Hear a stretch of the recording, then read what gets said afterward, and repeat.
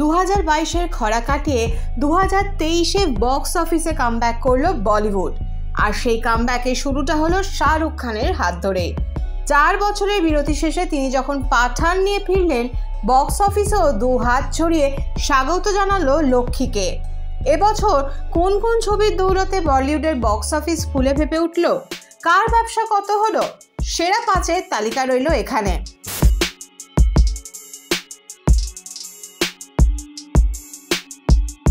জওয়ান এই তালিকায় সবার উপরে রয়েছে বাদশার এবছরের মুক্তি পাওয়া দ্বিতীয় ছবি জওয়ান। 300 কোটির বাজেটে তৈরি এই ছবি বিশ্বব্যাপী ব্যবসা কত জানেন? গ্রস ওয়ার্ল্ড ওয়াইড কালেকশন 1152 কোটি টাকা। ঘরের মাঠে এই ছবির রোজগার 640.8 কোটি টাকা।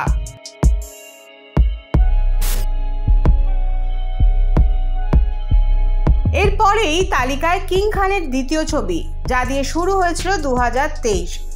250 কোটি টাকার বাজেটে তৈরি এই ছবির লক্ষ্মী লাভ কত বলুন তো? IMDb হিসেব বলছে বিশ্ববাজারে এর আয় 1050.8 কোটি টাকা। ঘরের মাঠে আয় 543.4 কোটি টাকা।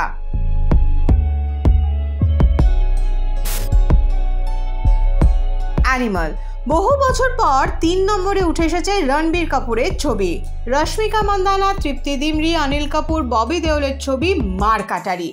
বিশ্ববাজারে এর আয় গিয়ে দাঁড়িয়েছে 870.1 কোটি টাকা। 150 কোটির বাজেটে তৈরি এই ছবির ঘরের মাঠে আয় 536.1 কোটি টাকা।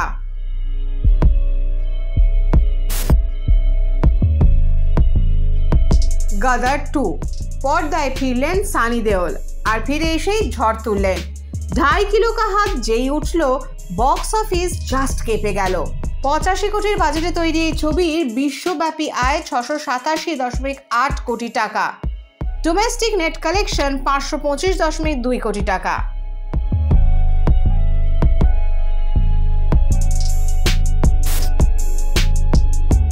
টাইগার 3 বছর শেষে ভাইজান কি করে পিছিয়ে থাকেন বলুন তো? ক্যাটরিনার সঙ্গে ফের জুটি বেঁধে যেই ফিরলেন, অমনি বাম্পার হিট ছবি। 250 কোটির বাজেটে তৈরি ছবি বিশ্বব্যাপী ব্যবসা করলো 466 কোটি। দেশের মাটিতে আয় 284.2 কোটি।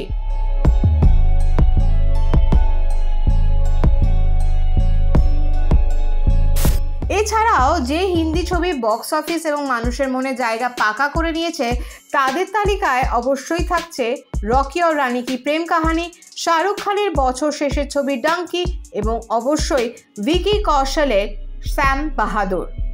এই সময় ডিজিটাল।